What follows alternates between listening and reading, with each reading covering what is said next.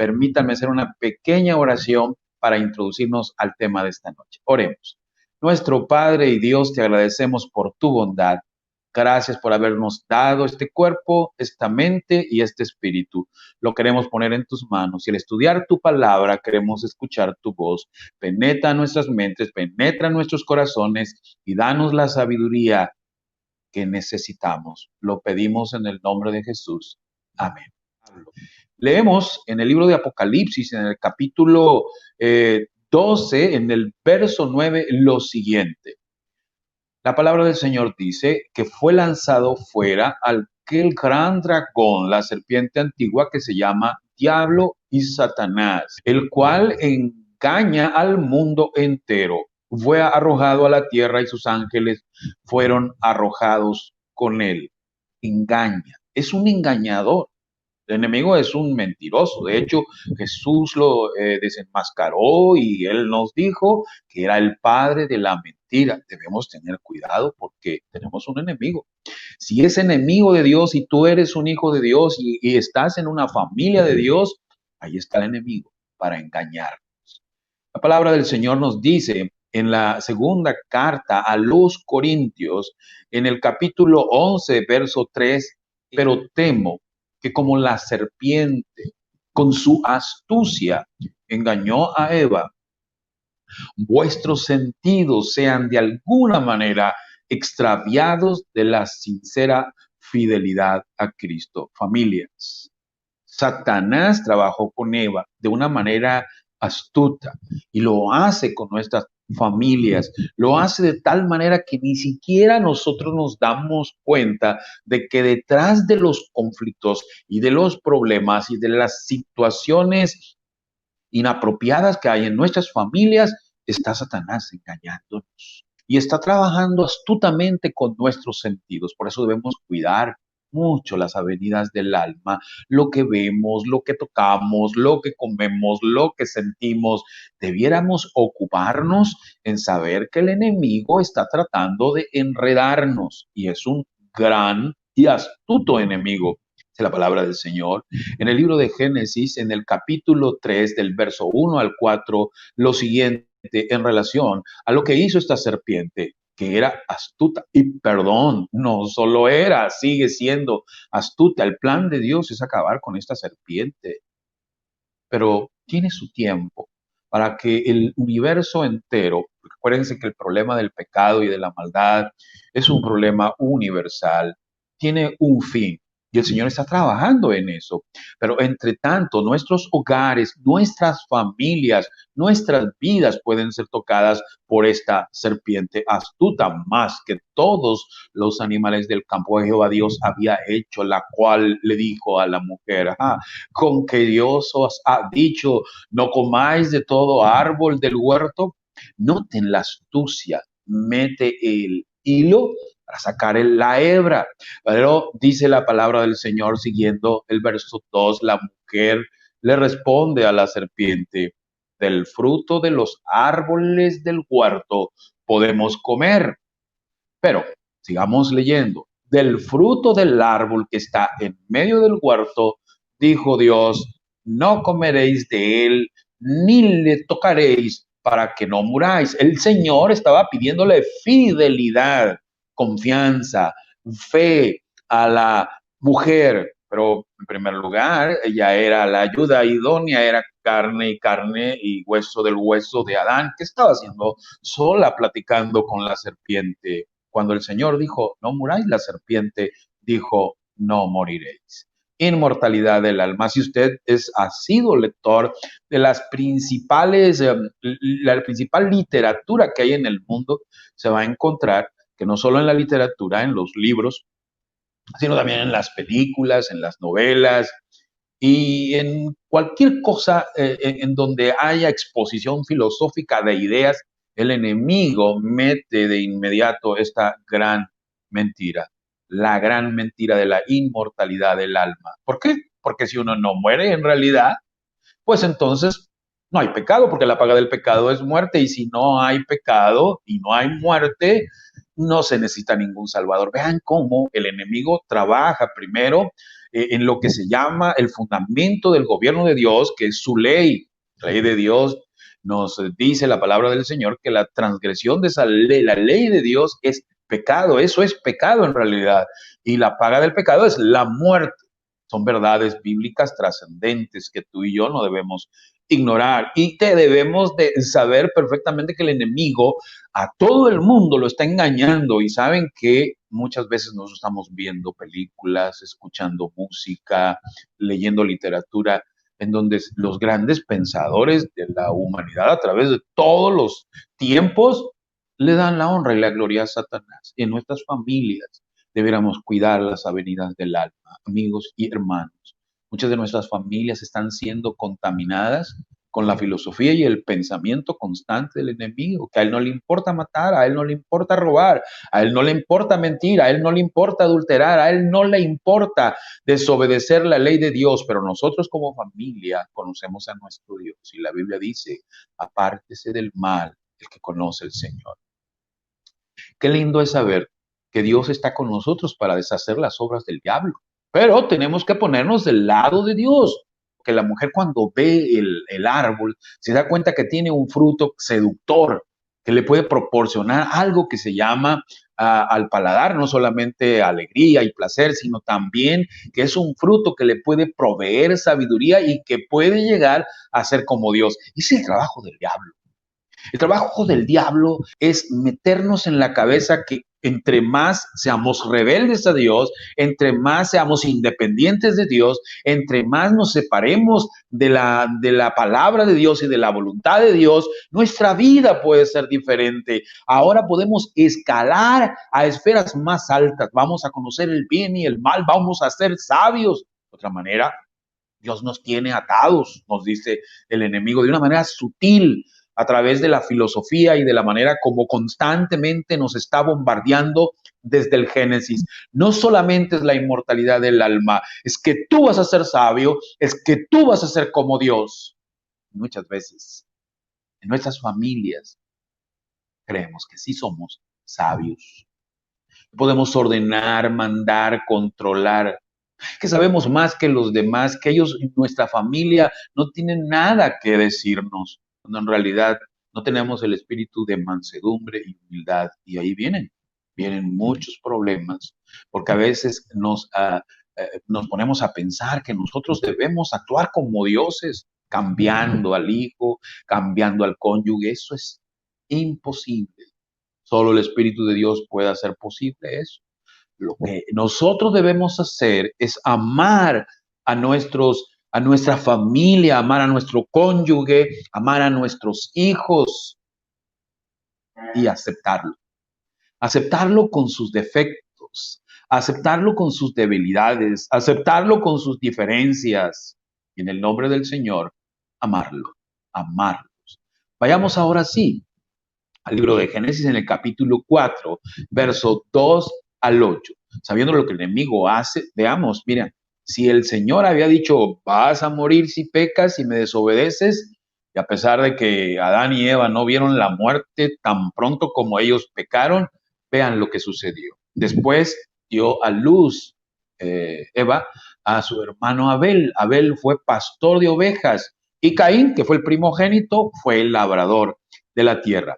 A los dos, con cada uno de sus ocupaciones, Dios les dio entonces una enseñanza de que era su voluntad de que trajeran un sacrificio, que ese sacrificio lo que simbolizaba es que algún día el Hijo de Dios, el mismo Dios, vendría a morir por nosotros. Sigue diciendo la palabra del Señor en el capítulo 4, aconteció andando tiempo que Caín trajo del fruto de la tierra una ofrenda a Jehová. Y Abel trajo también de los primogénitos de sus ovejas, lo más gordo de ellas, y miró Jehová con agrado a Abel y a su ofrenda. El problema más serio es que Caín fue rebelde.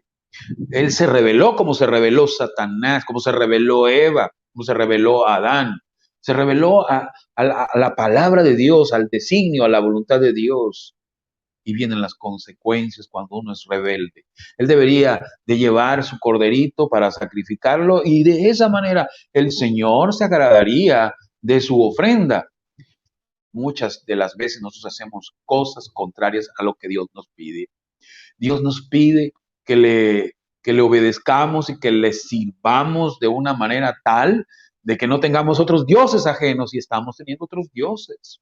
El Señor a veces nos pide que no nos olvidemos, que nos acordemos del día de reposo que Él instituyó desde la creación y nosotros buscamos otro día para adorar a Dios. Decimos con aquella sencillez, no es importante el día, como si Dios no lo hubiera escogido, como si Dios no lo hubiera santificado, como si Él no lo hubiera reposado, como si Él no lo hubiera puesto como un monumento recordativo de la obra de la creación. Nosotros no podemos adorar a Dios a como se nos pegue la gana. Nosotros no podemos ser rebeldes a Dios. Y si en nuestra familia hay esa rebeldía, seguramente va a haber consecuencias terribles. Vamos a tener problemas muy serios, como lo que pasó en esta historia en el inicio de la humanidad. Pero no miró con agrado a Caín y a la ofrenda suya. Y obvio, cuando tú haces algo y no te salen las cosas bien, en lugar de ponerse a pensar uno y decir, bueno, ¿qué pasó? Por qué estoy fallando? Vean lo que dice la palabra del Señor, que Caín se ensañó en gran manera y decayó su semblante. De hecho, eh, no podemos esconder nuestra molestia, nuestro enojo. Cuando sentimentalmente estamos molestos, lo mostramos. ¿Saben? Cuán importante es que nosotros podamos pedirle a Dios que nos ayude a controlar, a tener autodominio, autogobierno. No que alguien venga y me controle a mí, sino, oh Señor, por favor, ayúdame a controlar mi carácter, ayúdame a controlar mi manera de pensar. Bueno, con frecuencia nos enojamos porque a veces esperamos algo y eso no sucede. Cuando uno tiene una expectativa de sus hijos o del cónyuge y las cosas no son como uno quiere, eso le molesta a uno. El problema es qué va a hacer uno con la molestia. Uno tiene que preguntarse cómo debo responder, porque aquí debo de elegir, no debo de reaccionar. Y una persona responsable no puede culpar a nadie de mis sentimientos. Es decir, yo tengo que admitir que el que debe controlar sus sentimientos, sus emociones y sus acciones soy yo. En este momento, Caín está muy molesto y se le ve en el rostro. Sigue diciendo la palabra del Señor. Entonces Jehová le dijo a Caín, ¿por qué te has ensañado? ¿Por qué ha decaído tu semblante? Es decir, lo está situando, date cuenta. Tu reacción es una reacción, pero no está bien. Tú eh, no te estás dando cuenta a dónde puedes ir. Miren cuántas veces en nuestras familias, en nuestros hogares, en ese choque que a veces tenemos de ideas o de expectativas o de deseos, no alguien no nos cumple el deseo, cómo nos molestamos, cómo nos enojamos, cómo gritamos, cómo reaccionamos, cómo nos alteramos, cómo hacemos que las cosas se conviertan en un ring de pleito, de lucha, de asedio, cuando en realidad uno debiera pedirle a Dios, por favor, Señor, ayúdame a entender qué está sucediendo, qué está pasando, ayúdame a tener autocontrol. Y muchas veces decimos, yo estoy enojado por tu culpa. Si no fuera por ti, si no fuera por lo que has hecho, si no fuera por lo que has dicho, si no fuera por lo que sea. Es decir, nos sentamos en una silla que se llama la silla de la víctima y nos olvidamos que nosotros somos los responsables, que debemos responder con habilidad. Y saben, aquí es donde entra el enemigo, en donde se aprovecha de nuestra debilidad, en donde se aprovecha del problema que puede haber en la manera en que nosotros estamos decidiendo o eligiendo o reaccionando en un momento dado. Vean lo que dice la palabra del Señor en el verso 7. Si tú bien hicieres, ¿no serás enaltecidos? Bueno, ponte a pensar, ¿qué pide el Señor de mí? El Señor no pidió que yo le llevara esta ofrenda, pero ¿por qué no me la acepta? Lo hago de buen corazón. No, el problema no es tu ofrenda, el problema es que tú te estás revelando. El Señor acepta tu ofrenda, pero antes tienes que hacerlo correcto. O sea, no puedes estar siendo infiel, no puedes ser un fornicario, no puedes estar mintiendo a la par que vas al templo y ofreces algo para el Señor. Eso no lo va a aceptar el Señor, porque Él va a decir, deja tu presente ahí, ve y arregla las cosas que tienes pendiente, deja de pecar, deja de mentir, deja de robar, deja de fornicar. ¿Por qué? ¿Por qué no haces el bien? ¿Por qué no dices, me equivoqué? Debí haber hecho esto. ¿Por qué buscas la manera de responsabilizar a los demás como lo hizo Adán con Eva y Eva con la serpiente? ¿Por qué no nos hacemos responsables de nuestras vidas? Muchas veces estamos acabando con la paz y la armonía en nuestro hogar sencillamente porque no estamos eligiendo la respuesta correcta. Y dice el Señor, si no lo hicieres bien, ahí está el pecado. Está tocando a la puerta. El enemigo sabe que lo puedes hacer. Hazlo, te dice. Coge el fruto, tómalo, reniega, sé amargado, pelea, discute, defiéndete, sé justo. El pecado se enseñorea de nosotros y en el hogar estamos discutiendo, estamos peleando. Tenemos una gran oportunidad, la de crecer, la de ser mejores cada día. Diga diciendo la palabra del Señor en el verso 8, dijo Caín a su hermano Abel, salgamos al campo, y aconteció que estando ellos en el campo, Caín se levantó contra su hermano Abel y lo mató. ¿Cuántos nos estamos matando en nuestro hogar? Hasta que llega un momento en que todo se acabó. Hemos matado a nuestros hijos, olvidándolos, abusando de ellos, rechazándolos, matamos a nuestra pareja y llega un momento en que ya no hay vida en ese hogar. Hay un momento en que los hijos desean sumirse en las drogas, en los vicios. Hay un momento en que los hijos quieren irse de casa y a la primera persona que encuentran, ahí se suben, se montan y se van de la casa. Al alcoholismo, a la vida difícil, cruenta que va a traer esas decisiones como consecuencia. ¿Y qué decir del divorcio? Dice la palabra del Señor en Primera de Juan, capítulo 3, verso 11 y 12, lo siguiente. Lean conmigo, porque este es el mensaje que habéis oído desde el principio, que nuestras familias nos debemos amar unos a otros. ¿Se recuerdan? Debemos estar sujetos los unos a los otros, debemos ser sumisos los unos a los otros. No se trata de quién gobierna, quién manda, se trata de quién dirige, quién guía. Se trata de que haya un ambiente de camaradería, de entendimiento, de crecimiento, de amor, de apoyo, de ayuda. No se trata de pleito, no se trata de matar deseos, de matar anhelos. No se trata de matar el hogar, se trata de permitirle a Dios que inunde nuestro hogar con su amor. Y dice el versículo 12, refiriéndose a Caín y Abel. No como Caín, que era del maligno, mató a su hermano. ¿Y por qué causa lo mató? Porque sus obras eran malas y las de su hermano eran justas. Yo me pregunto con quién debió haberse enojado en realidad Caín. Debió haber enojado contra Dios. Debió haber puesto a platicar con Dios y molesto, a ver, Señor, ¿por qué por favor no me explicas por qué estás rechazando mi ofrenda? ¿No? Así nos pasa en el lugar. Cuando hay desavenencias y conflicto entre el esposo y la esposa, cuando hay discusiones terribles, gritos, pleitos, golpes, un caso por acá, otro caso por allá, pegándose en donde más les duele, llegamos a ser del maligno. Y les decía ahorita, podemos matar ilusiones, podemos matar nuestro hogar, podemos matar a nuestro cónyuge. Estamos en esa lucha y pensamos que nadie más se da cuenta de eso. Ya están nuestros hijos lastimados, dañados, en un ambiente de inseguridad, en un ambiente de miedo, en un ambiente de temor. Es horrible, porque esos hijos nuestros están siendo dañados. Un trauma terrible los va a perseguir el resto de su vida. Muchos de nosotros llegamos a veces a formar familias todos lastimados, dañados, validos, traumados, y vamos a dañar lo que viene después. Por eso es muy importante que nosotros tomemos ese tiempo en el que Dios nos dice, hey, revísate, chécate, vete a ver si estás en la postura correcta. El pecado está tocando a la puerta. Y si solamente es asunto de que tú tomes la decisión de engancharte con el pecado y de tomar la decisión de hacerlo mal, lo demás viene como una consecuencia, de lo cual tú no vas a tener ni siquiera control.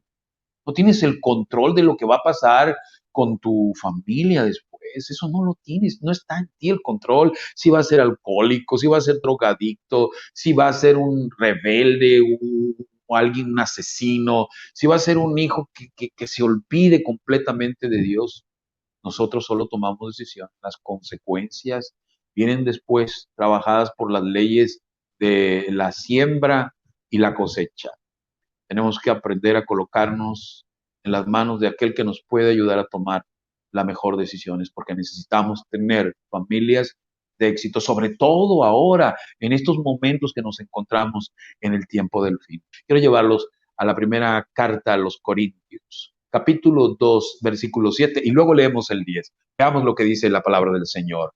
Mas hablamos de sabiduría de Dios en misterio, la sabiduría oculta, la cual Dios predestinó antes de los siglos para nuestra gloria. Quiero empezar a hablarles, cuando hablamos de estas dos sabidurías, la primera es una sabiduría oculta, misteriosa. Tú vas a decir, ¿para qué me hablas de algo que no voy a entender o que algo que está escondido o oculto? Sí, es un misterio, está oculta, pero vean lo que dice el verso 10. Pero Dios nos las reveló a nosotros por el Espíritu, porque el Espíritu todo lo escudriña, aún lo profundo de Dios. Familias, tengo buenas nuevas. Es cierto, esa sabiduría es poderosa, es un misterio, está oculta, pero está oculta para aquellos que se alejan, se rebelan en contra de Dios. Pero está accesible, está cercana, está a nuestro alcance si le permitimos al Espíritu Santo que inunde nuestras vidas con su amor. Se abren nuestros ojos, se cae ese velo y nosotros empezamos a ser sabios. Vean lo que dice, por favor, el libro de Santiago. Vamos a Santiago, por favor, para leer lo siguiente. Versículo 17 del capítulo 1. ¿Quién es el que nos va a dar ese don, ese regalo, ese privilegio? Toda buena dádiva, todo don perfecto desciende de lo alto del Padre de las luces, en el cual no hay mudanza ni sombra de variación. Amigos, hermanos, familia, tenemos a un Dios dadivoso, generoso. Y saben, el don de darnos la sabiduría oculta, la sabiduría que es un misterio, es para nosotros, es para mi familia, es para ti. Vean lo que dice la palabra del Señor más adelantito, ahí en Santiago capítulo 3, versos 14 al 16. Escuchen, por favor.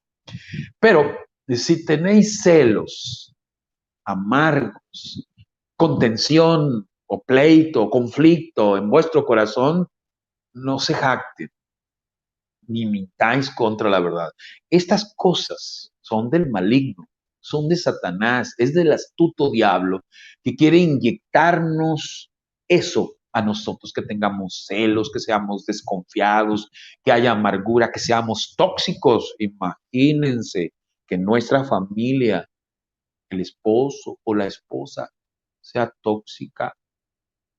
Qué ambiente terrible habría ahí. No es la verdad. No es lo que Dios quiere, sigue diciendo la palabra del Señor en Santiago, porque esta sabiduría es una sabiduría, pero no es la sabiduría escondida. Está al alcance de todos. Lo podemos ver, lo podemos observar, lo podemos percibir. Porque así como a Caín se le cayó el semblante, así como se molestó, así como se enojó, la persona tóxica, amargada, es una persona que destila veneno. Y si en el hogar, en el tuyo o en el mío, habemos gente así, estamos siendo sabios. Pero es una sabiduría, dice la Biblia. Aquí está la segunda sabiduría. No está oculta, no es un misterio. Lo vemos, lo vivimos, lo palpamos. Y lo triste es que a veces lo experimentamos en nuestro hogar. Es terrena, es animal, es diabólica, es producida por Satanás, por el dragón, la serpiente antigua. Porque donde hay celos y pleito, allí hay perturbación y toda obra perversa. ¿Cómo está tu hogar? ¿Cómo está mi hogar? ¿Qué hay allí? Hay celos, hay contención, hay amarguras, hay pleito. Y si hay eso, hay un hogar con sabiduría, pero una sabiduría terrena, animal y diabólica. Dios nos libre de eso, pero lo sé. Sé que hay muchos hogares disfuncionales que no saben vivir de otra manera. Y esos hogares, si es mi hogar o si es tu hogar, necesitan urgentemente que aparezca el Hijo de Dios, que aparezca Miguel para deshacer las obras del diablo. Y entonces si llega el mismo Espíritu que nos ha revelado esa sabiduría oculta y misteriosa, vean lo que va a pasar. Pero, dice la palabra del Señor en Santiago, allí en el mismo capítulo 3, versos 17 y 18, lo siguiente: la sabiduría que es de lo alto, que viene de Dios, primeramente es pura, después es pacífica, amable, benigna, llena de misericordia y de buenos frutos, sin incertidumbre, sin hipocresía, sigue diciendo la palabra del Señor, y el fruto de justicia se siembra en paz para aquellos que hacen la paz. Imagínate, son los frutos del Espíritu Santo, los que encontramos en Gálatas capítulo 5. Aquí se repiten prácticamente. Y es que cuando la sabiduría de lo alto llena nuestras vidas, llena nuestras familias, llena nuestro hogar tiene paz, aunque haya dificultades, las tempestades se suelten por ahí. Nosotros hacemos la paz en nuestro hogar. Si hay alguna desaveniencia, alguna diferencia o alguna crisis, tratamos de entenderlo, tratamos de poner las cosas en su lugar, tratamos de apoyarnos, tratamos de amarnos, tratamos de entendernos, tratamos de permitirle a Jesús que viva allí en nuestras vidas. Falta esa sabiduría, la que desciende de lo alto. Dice Santiago en el capítulo 1, verso 5, si alguna de tus familias, si alguno de nosotros, o si hay alguna familia de las que hoy me escuchan, tiene falta de sabiduría, de esta que desciende de lo alto, que evita el conflicto, los celos, los conflictos, que evita eso y que tiene paz, que siembra la paz, que vive la paz, pídala a Dios. Hoy te invito a ti, hermano, hermana, amigo, que eres parte de una familia de Dios, que le pidas a Dios sabiduría. ¿Y sabes qué?